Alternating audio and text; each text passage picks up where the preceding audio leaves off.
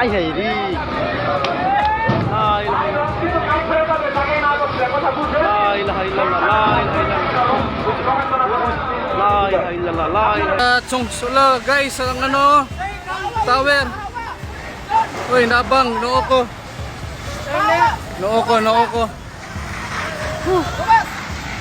Sabi ang tower sa St. Elizabeth to.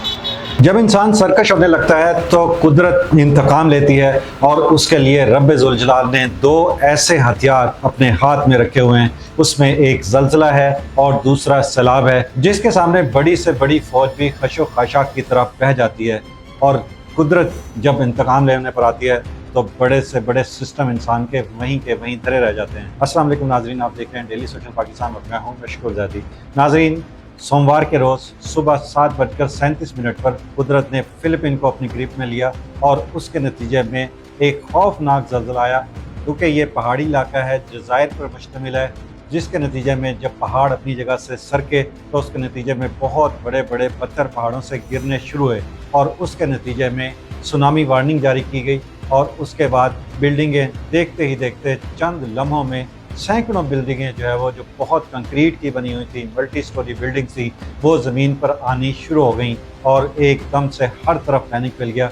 आप ये videos देख सकते हैं, क्योंकि ये मंडे का टाइम था, सुबह 7:30 बजे के करीब। अक्सर स्कूलों में असम्बली का टाइम होता है, बच्चे असम्बली में मौजूद होते हैं और लोग बाज़ार मार्केट वगैरह निकलते हैं, तो इसीलिए ज़्यादा पैनिक इसलिए हुआ कि जो सड़कों पे थे वो मनाज़िर बहुत दिल दहला देने वाले थे।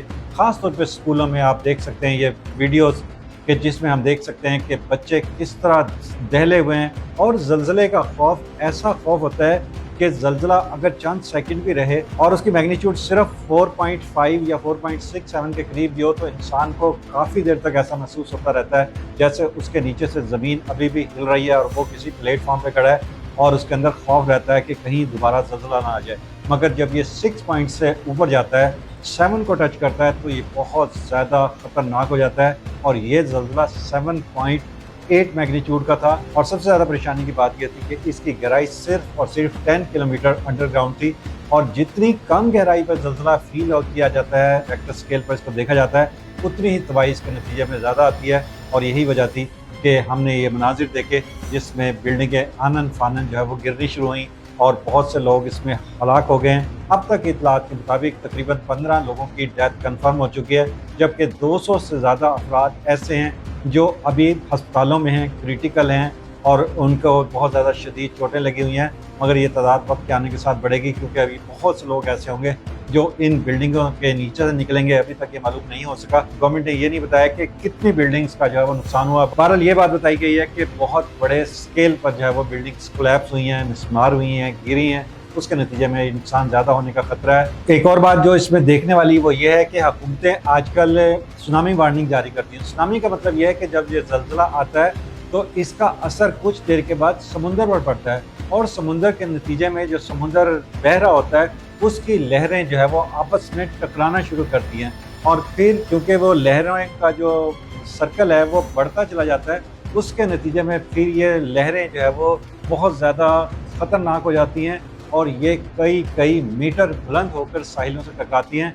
और अब यही कहा जा रहा है कि जो फ़िलिपीन में ज़लज़ला है उसके नतीजे में इंडोनेशिया और मलेशिया को बहुत ज़्यादा ख़तरा है। और आने वाले दिनों में, आने वाले लम्हों में, आने वाले घंटों में ये हो सकता है कि ये जो सुनामी जारी हुआ है, यहाँ पर जो जज़ायर हैं, जो समुंदर के आसपास हैं, जो साहिली इलाके हैं, वहाँ पर जाके ये मलेशिया और इंडोनेशिया को हिट ना करे। अल्लाह ताला हम सबको कुदरती आफात से बचाए और हमें अपने हिफ्ज़-ओ-अमान में रखे।